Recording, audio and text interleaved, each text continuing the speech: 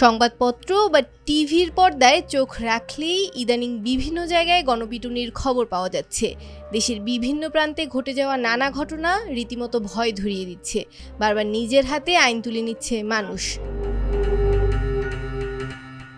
গণপিটুনির অর্থ হলো দলবদ্ধভাবে কাউকে প্রহার করা। এমন ঘটনা ঘটার পেছনে অনেকগুলো বিষয় কাজ করে। ধরুন, রাস্তায় একজন কাউকে চোর সন্দেহে গণপ্রহার চলছে, বা হঠাৎ করে কাউকে পকেটমার চিহ্নিত করে মারধর শুরু হলো। এই ধরনের গণপিটুনিগুলোর ক্ষেত্রে সাধারণত মব সাইকোলজি কাজ করে। একজন ব্যক্তি একা থাকলে হয়তো এরকম ঝামেলার মধ্যে যেত না, কিন্তু সেই ব্যক্তি যখন কোনো দলে পড়ে যাচ্ছে তখন তার ক্রোধের প্রকাশ, আক্রমণাত্মক ভঙ্গি অত্যাধিক বেড়ে যাচ্ছে। 5টা লোক যখন একজনকে চোর বলে দাগিয়ে দিচ্ছে, তখন সেই ব্যক্তি সত্যিই চোর কিনা তা যাচাই করার প্রয়োজন পড়ছে না। অর্থাৎ বেশিরভাগের মতামতে প্রভাবিত হচ্ছে একজন গণপ্রহারে অংশ নেওয়া ব্যক্তি। সাধারণ লোক যখন একটা গোষ্ঠীর অংশ হয়ে যায়, তখন তার আর নিজস্ব পরিচয় থাকে না, চক্ষুলজ্জা চলে যায়। তিনি ভাবেন সবাই নিগ্রহ করছে, আমিও করেছি।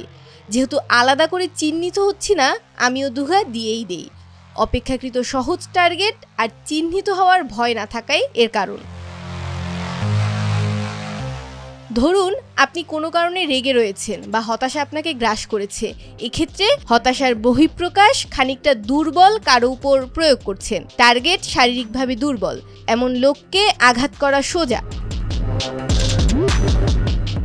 ঘটনাগুলো তাৎক্ষণিক, তাই এই ধরনের ঘটনা এড়ানো খুব মুশকিল। গণপিটুনির সবথেকে বড় সুবিধা হচ্ছে ভিড়ের মধ্যে মেরে বেরিয়ে যাওয়া। খুব কড়া আইন যদি আনা যায় আর অন্তত 2-3টে দৃষ্টান্তমূলক সাজা হয়, তাহলে গণপিটুনির হার খানিকটা কমবে।